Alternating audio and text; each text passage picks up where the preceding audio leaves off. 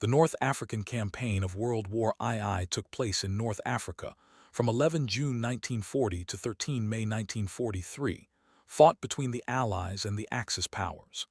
It included campaigns in the Libyan and Egyptian deserts, Western Desert Campaign, Desert War, in Morocco and Algeria, Operation Torch, and in Tunisia, Tunisia Campaign.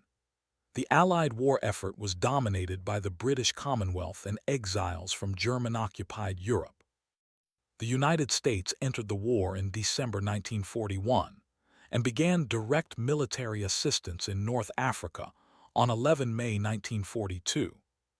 Fighting in North Africa started with the British raids on Italian Libya on 11 June 1940 after Italy's entry into the Second World War on the German side. On 14 June, the British 11th Hussars and part of the 1st Royal Tank Regiment, 1st RTR, crossed the border from Egypt into Libya and captured Fort Capuzzo. This was followed by an Italian counteroffensive into Egypt and the capture of Sidi Barrani in September. The British recaptured Sidi Barrani in December during Operation Compass. The Italian 10th Army was destroyed, and the German Afrika Corps was dispatched to North Africa in February 1941 in Operation Sonnenblume to reinforce the Italians and prevent an Axis defeat.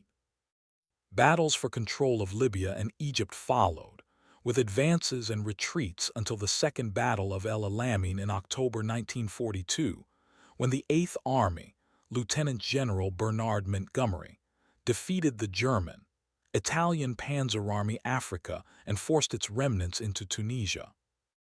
After Operation Torch, the Anglo-American landings in northwest Africa in November 1942 and fighting against Vichy France forces, which then changed sides, the Allies trapped about 250,000 German and Italian personnel in northern Tunisia, forcing their surrender in May 1943.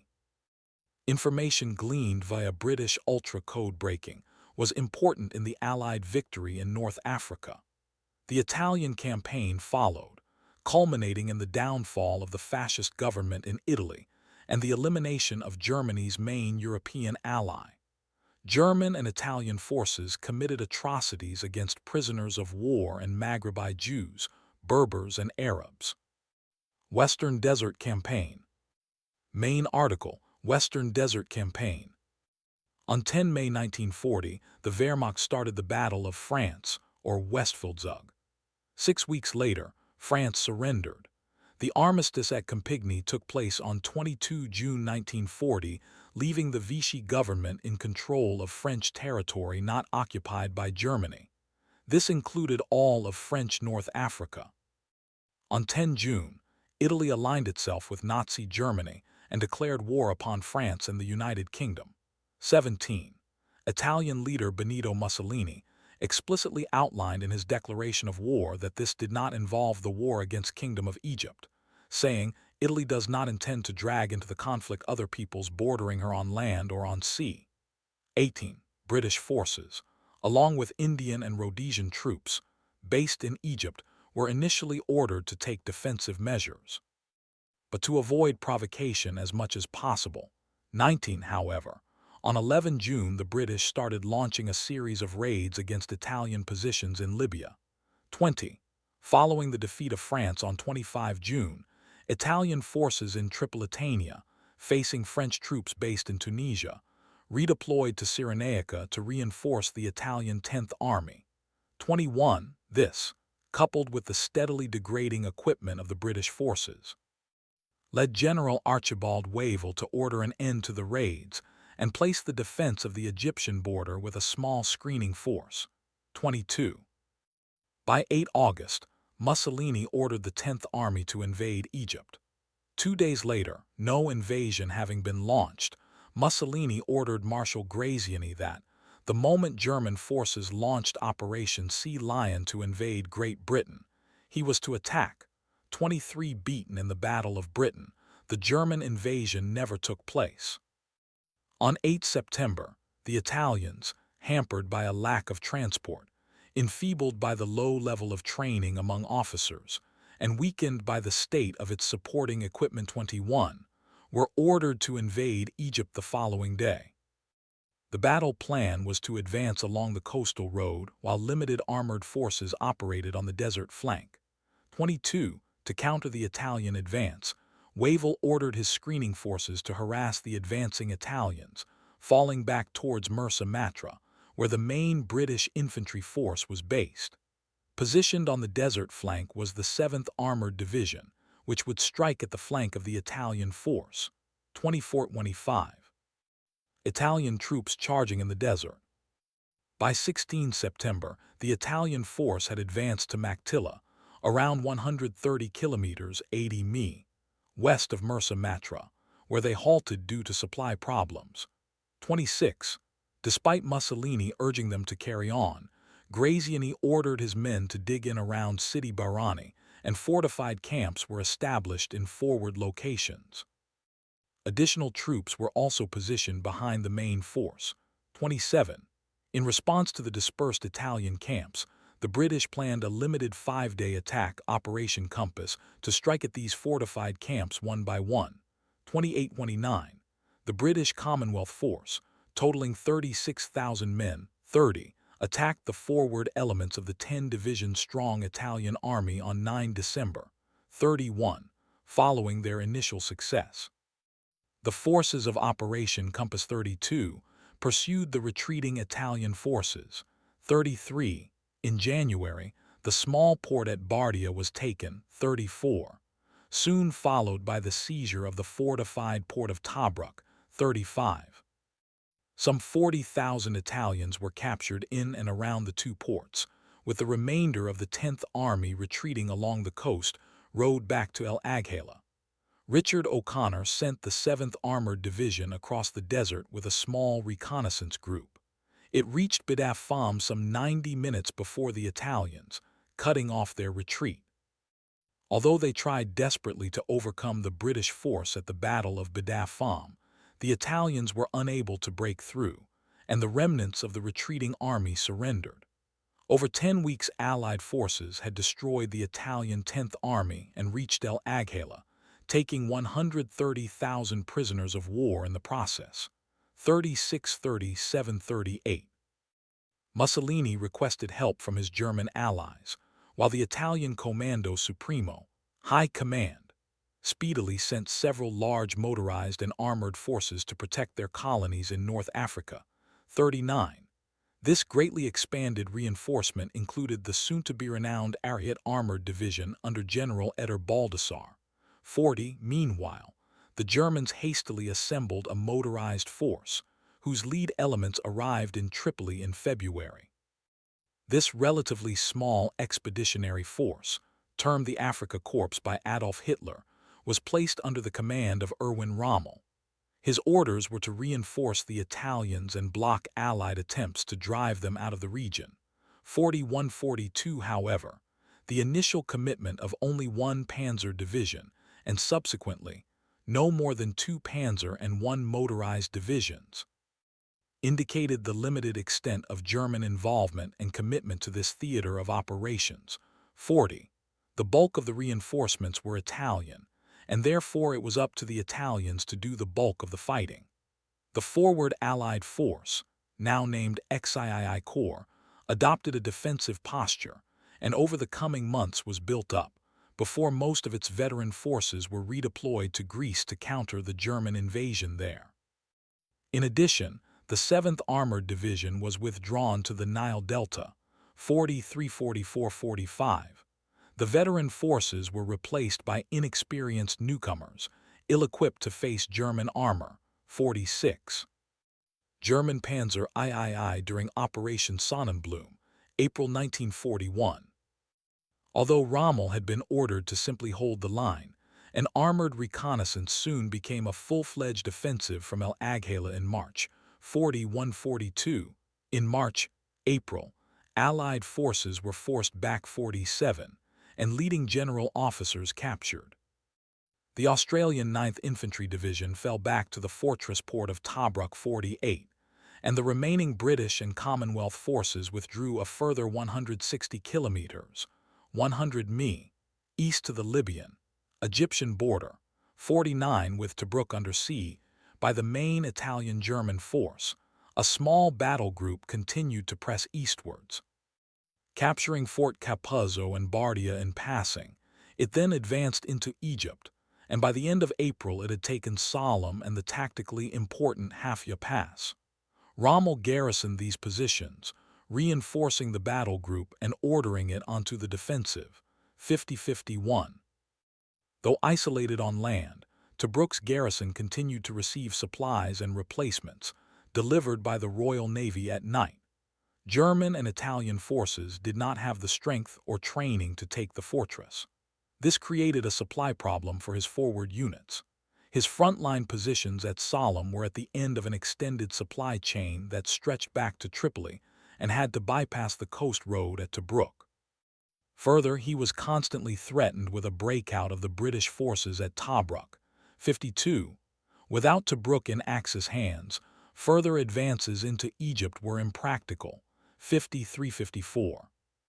The Allies launched a small-scale counterattack called Operation Brevity in an attempt to push Axis forces off the key passes at the border, with some initial success. However, they could not hold the advanced positions and followed Brevity up with a much larger-scale offensive. Operation Battleaxe intended to relieve the siege at Tobruk, but this operation also failed. Following the failure of Operation Battleaxe, Archibald Wavell was relieved of command and replaced by Claude Auchinleck. The Western Desert Force was reinforced with a Second Corps, XXX Corps, with the two corps forming the Eighth Army. Eighth Army was made up of army forces from the Commonwealth nations, including the British Army, the Australian Army, the Indian Army, the New Zealand Army, the South African Army, and the Sudan Defence Force. There was also a brigade of Free French under Marie-Pierre Koenig.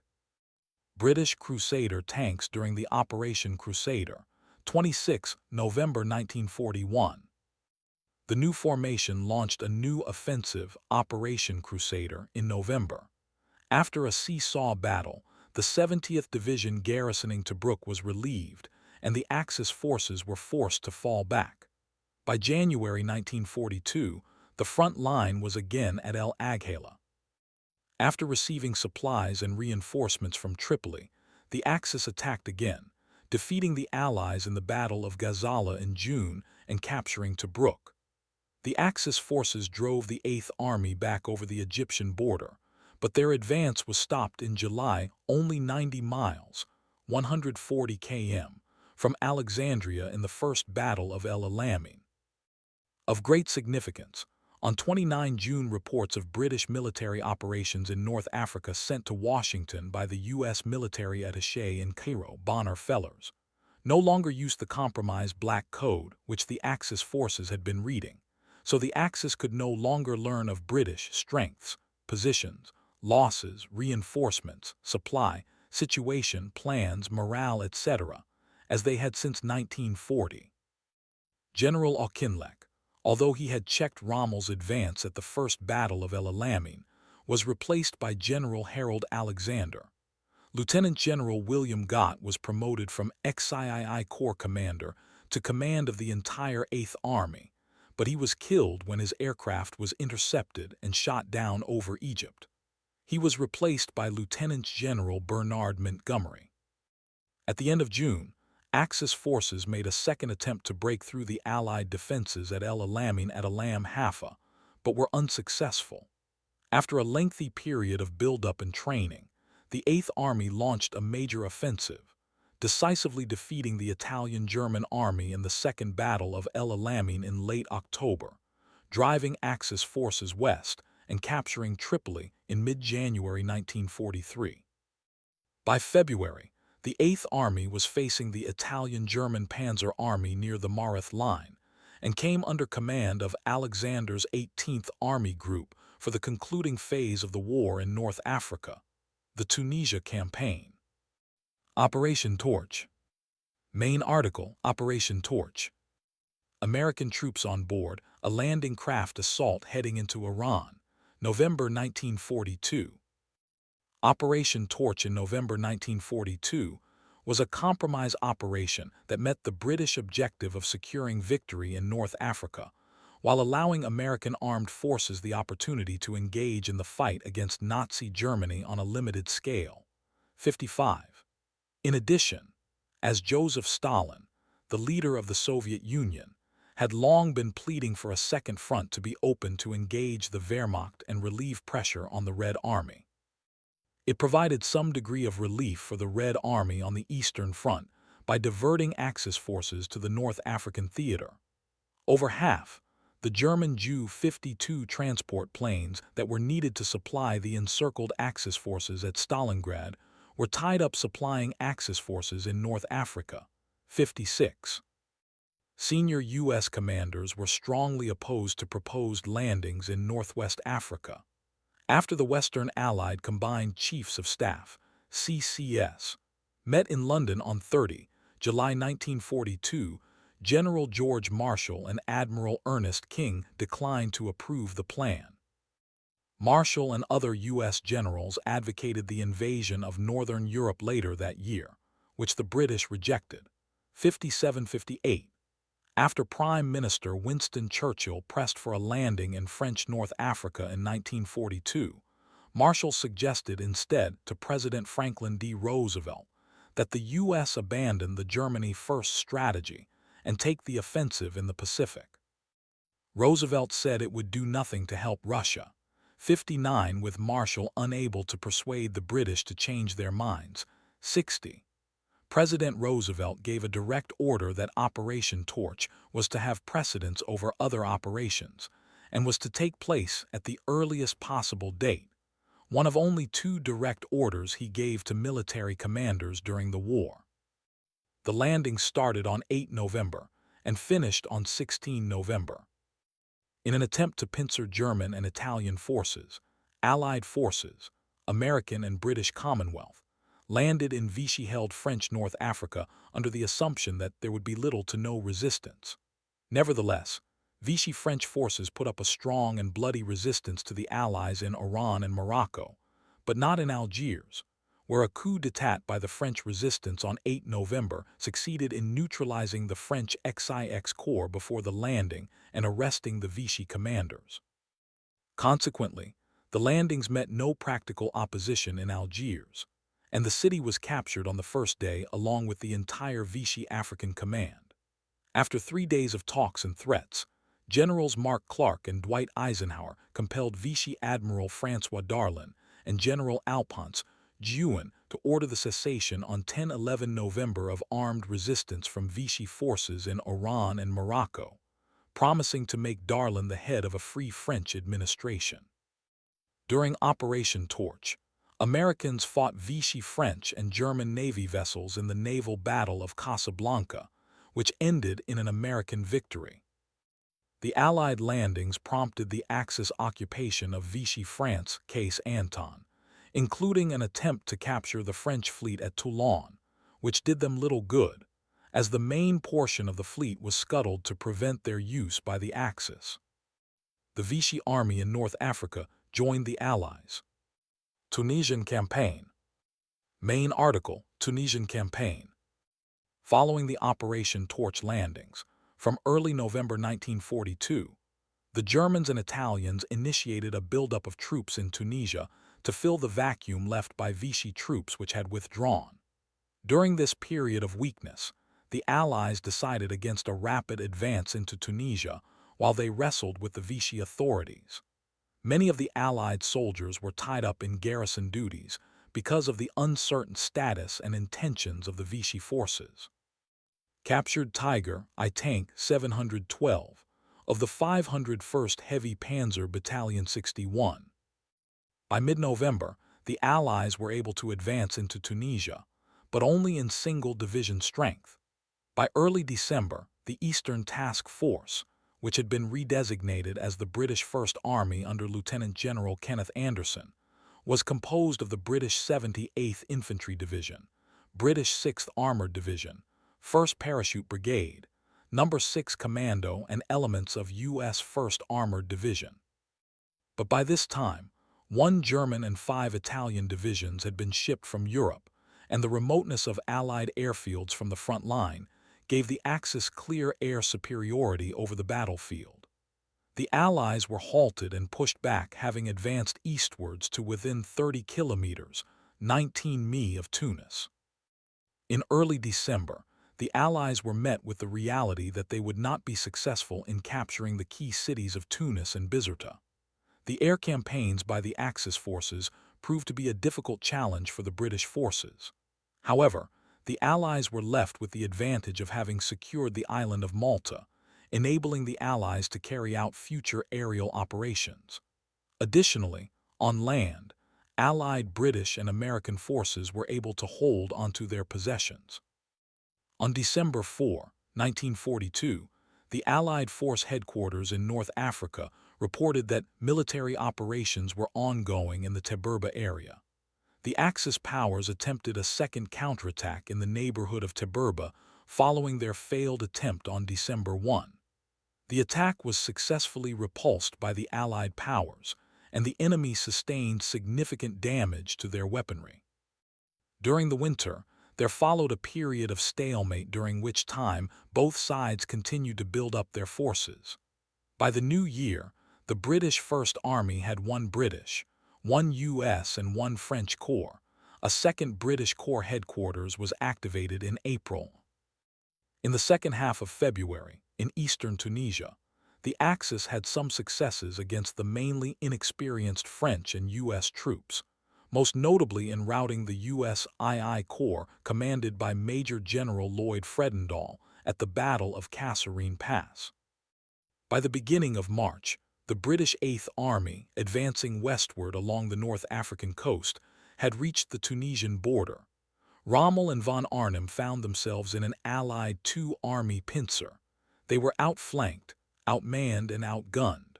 Rommel went back to Germany for health reasons and was substituted by the Italian General Mess. The British Eighth Army bypassed the Axis defense on the Mareth Line in late March, after harsh fighting citation needed, and First Army in central Tunisia launched their main offensive in mid-April to squeeze the Axis forces until their resistance in Africa collapsed. The Axis forces surrendered on 13 May 1943, yielding over 275,000 prisoners of war. The last Axis force to surrender in North Africa was the 1st Italian Army of General Mess, 62. This huge loss of experienced troops greatly reduced the military capacity of the Axis powers, although some Axis troops escaped Tunisia.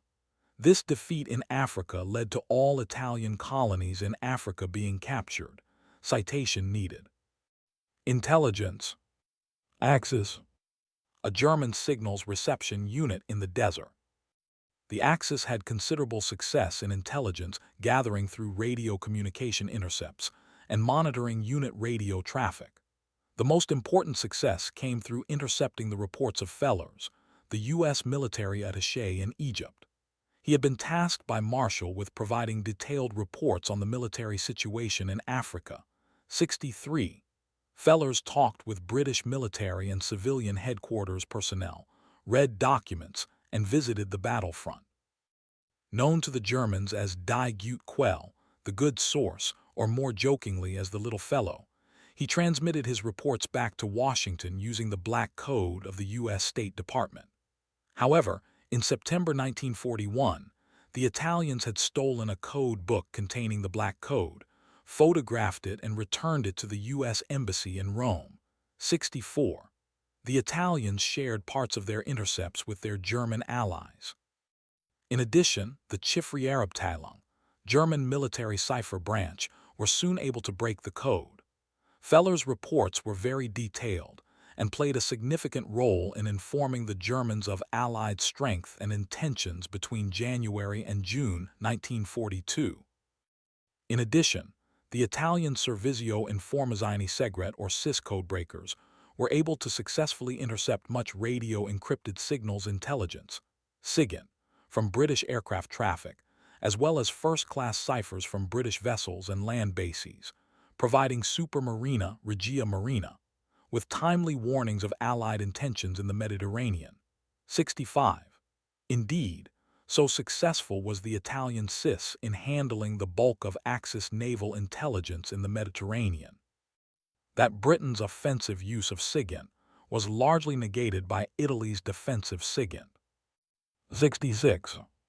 The Africa Corps had the intelligence services of the 621st Signals Battalion Mobile Monitoring Element, which arrived in North Africa in late April 1941, 67, commanded by Hauptmann Alfred Seaborn. The 621st Signals Battalion monitored radio communications among British units. Unfortunately for the Allies, the British not only failed to change their codes with any frequency, they were also prone to poor radio discipline in combat. Their officers made frequent open, uncoded transmissions to their commands, allowing the Germans to more easily identify British units and deployments. 63. The situation changed after a counterattack during the Battle of Gazala resulted in the 621st Signals Battalion being overrun and destroyed, and a number of their documents captured, alerting British intelligence to the problem. 68.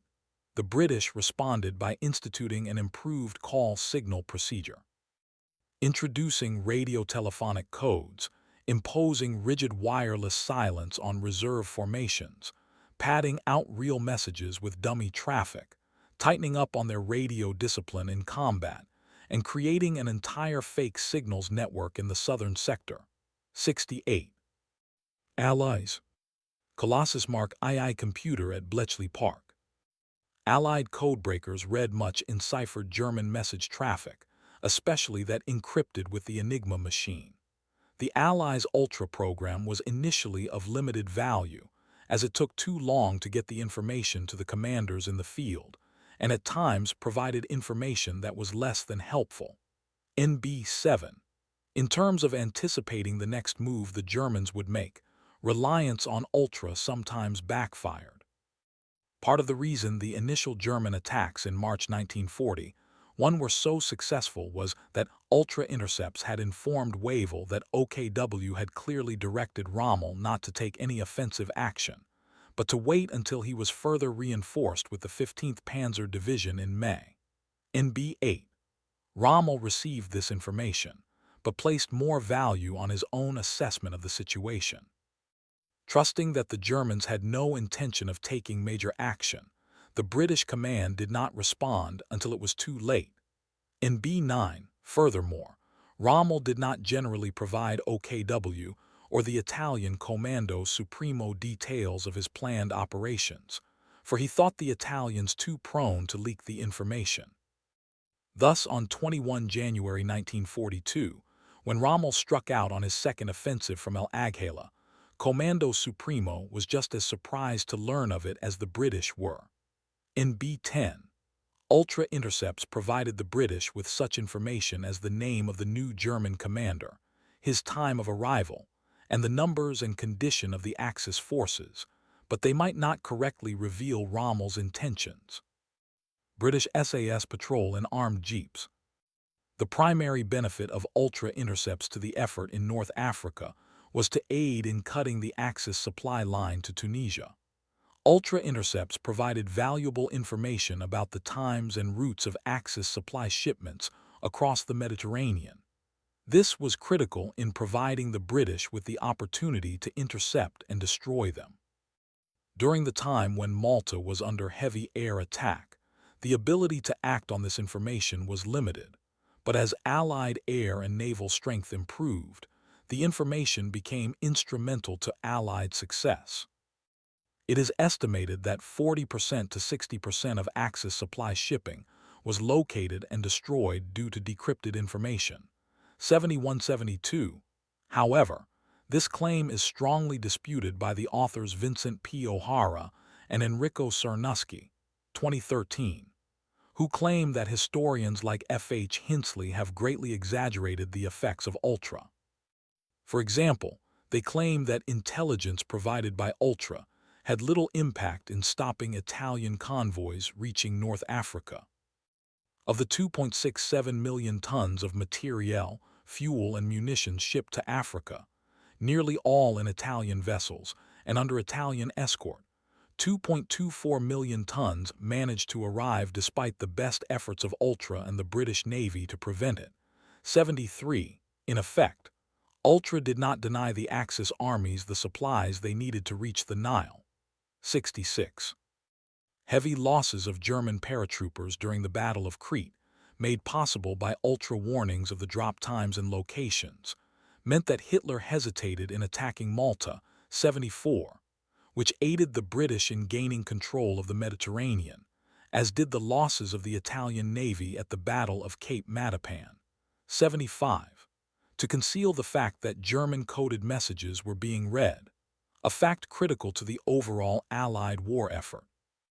British command required a flyover mission be carried out before a convoy could be attacked in order to give the appearance that a reconnaissance flight had discovered the target. Atrocities. See also, Jews outside Europe under Axis occupation.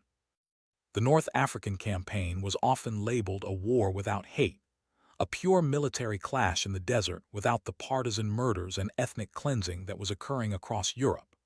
This view has been challenged by recent historians, given that there were indeed many civilians who lived in the region, and the campaign was marked by numerous atrocities and abuses by both Italian and German forces towards Allied prisoners of war and local Jewish, Berber, and Arab populations.